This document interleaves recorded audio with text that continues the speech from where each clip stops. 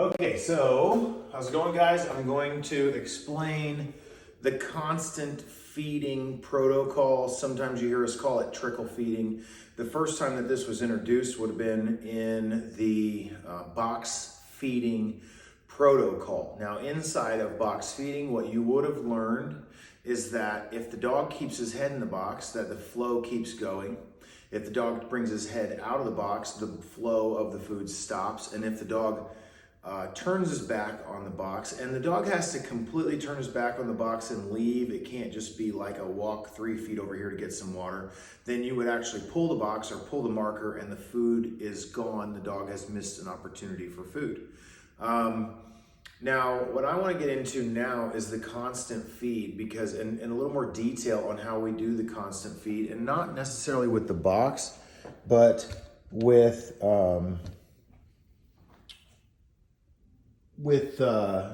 later when we get into like week 2, 3, and 4 of our station exercises. By stations, this is what I mean is where we're going to the bed and going to the little 2-foot stepper and doing the default downs and the little stations that we do. In the first week, we want them to get the behavior, get paid, and then boom, off to the next station. Whereas now we're in the later, what we call advanced stations, where we want them to hold the position, okay? You're gonna see this, you can do this in the lunge line exercise when you're doing your sits. This is how you turn your default down into a default down and stay. This is how you get them to stay on the bed or stay in the kennel or stay in any other behavior, all right? So this constant feeding, okay, this is constant feed. Also, sometimes we call it trickle feed. Just depends on who you're talking to, basically. All right, and this is how we build our stay commands from the beginning, okay? So when we first start off, we get the behavior. Let's just say it's a sit, all right? And then as soon as we get the sit, we move to the next station, okay? So we're out of there, motion. Well, once the dog is doing really well at the initial behavior, that could be a sit, that could be place, that could be a down, it could be any behavior, okay? Then we want to get the dog to hold the behavior, okay? So then where I go is I'll do 5 treats in 5 seconds, okay?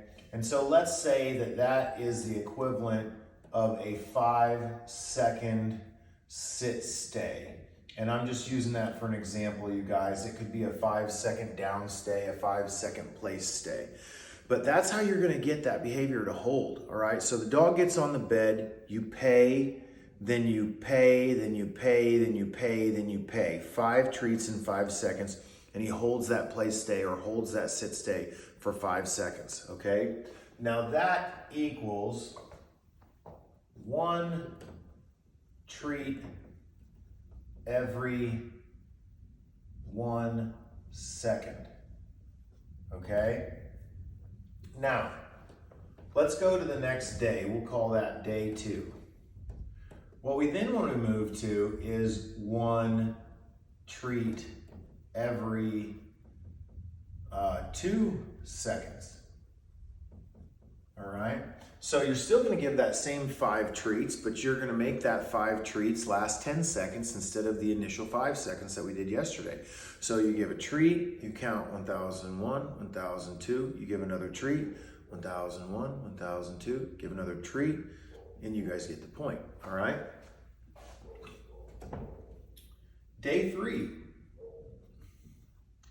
we're gonna do 1 treat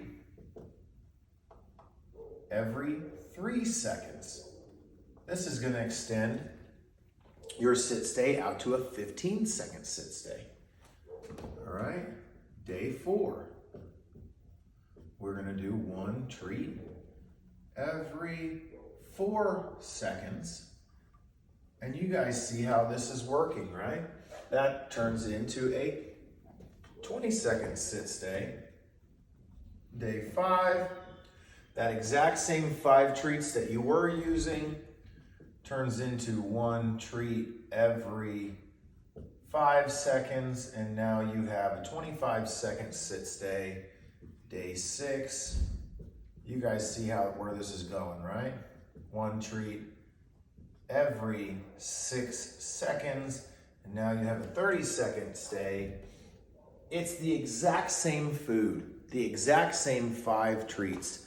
You're just spacing out the time. So let's say we're down here on day 6, 1 treat every 6 seconds. The dog comes into the behavior, you mark the behavior, oh, and you give a treat, then you wait 6 seconds.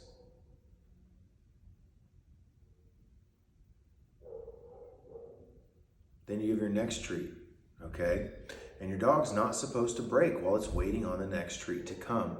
Now, if you skip through this and you don't do your due diligence on this work, that dog is gonna break that command and you will have screwed it up, okay? So make sure that you guys do your due diligence, but this is how we space out our stay commands. This is how we get them to stay for longer and longer and longer periods of time, okay? Hope that makes sense.